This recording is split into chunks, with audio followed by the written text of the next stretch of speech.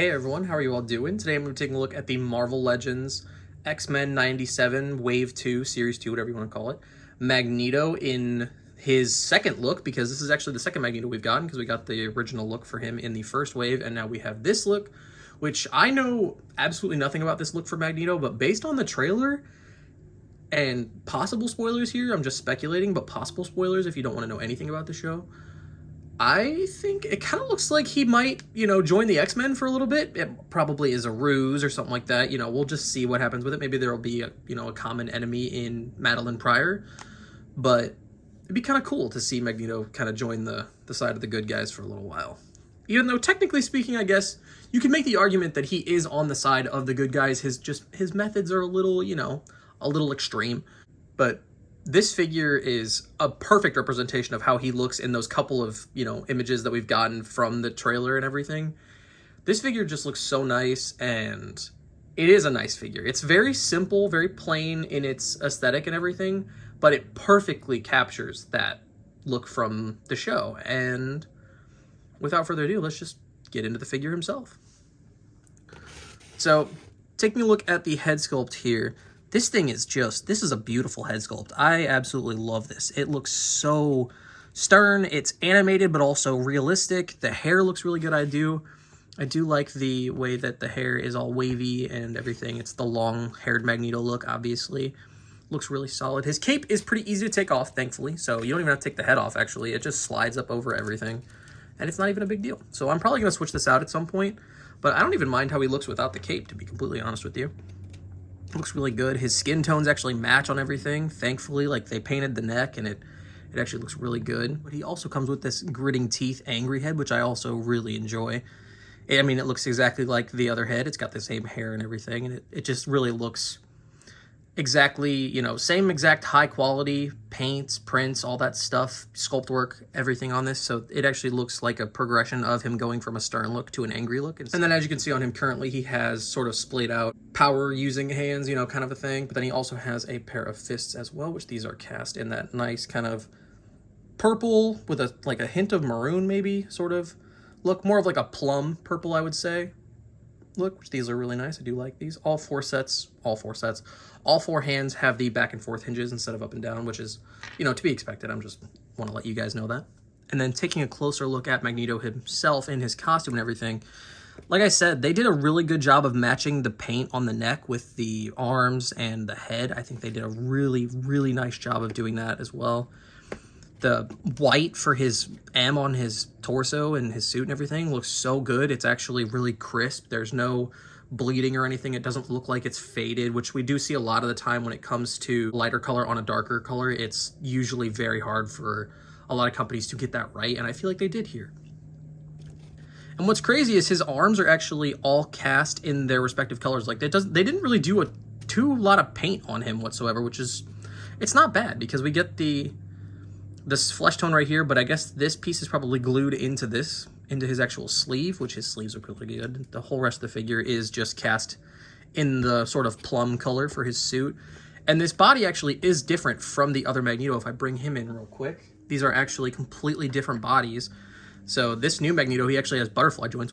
I do actually like this body a lot more for Magneto. I do appreciate that we got the new torso for the first X-Men 97. I also did modify and shorten his arms, because it doesn't really bother me on this one. I think it's because he's taller, but on this one his arms were very long, and I couldn't do it. I don't know, it's just something that really bothered me. And I switched out the hands because the red, I know that that's how he looks in the animation, but it's just, it's not my personal look of Magneto. But this, I can feel like I can attach probably more to the 97 show, just because I've never seen this suit outside of the show, so I'm excited to see what they do with this outfit.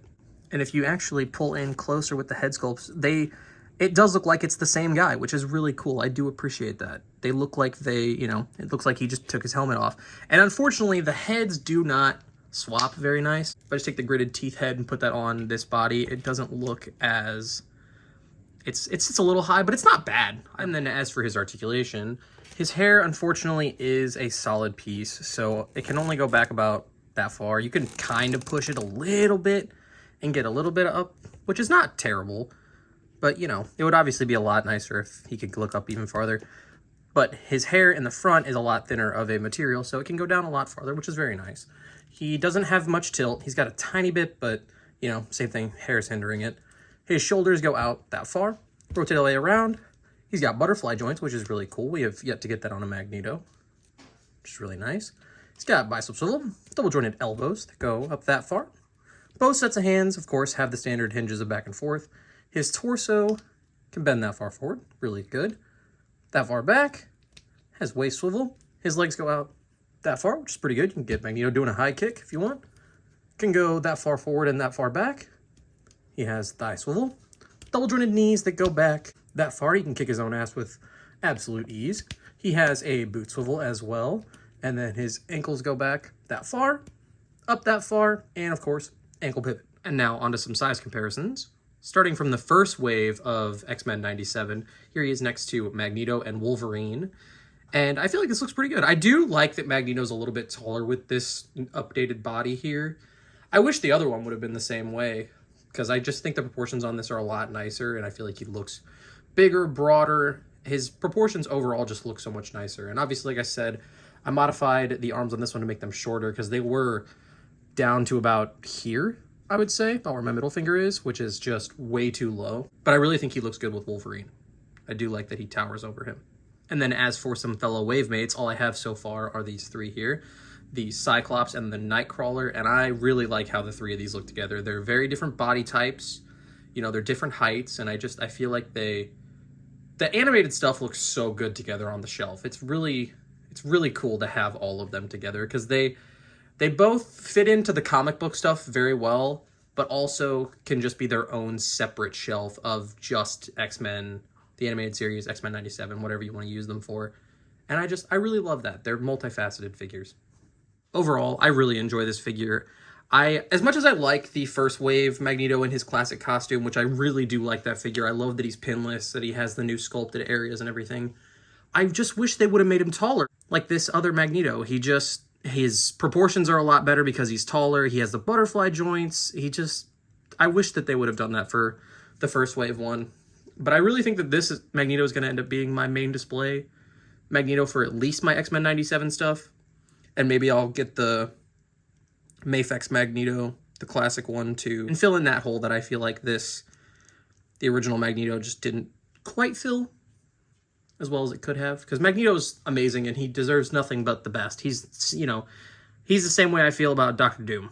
I love those characters so much, and I settle for nothing but the best figures for them. And this figure, to me personally, is one of the best Magnetos. So it's definitely the best Magneto that I currently have.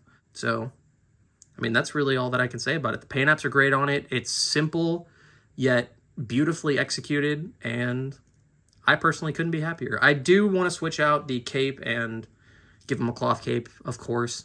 It'll just look a lot nicer. It'll flow better, all that good stuff. But the cape itself that it comes with is definitely not bad by any means.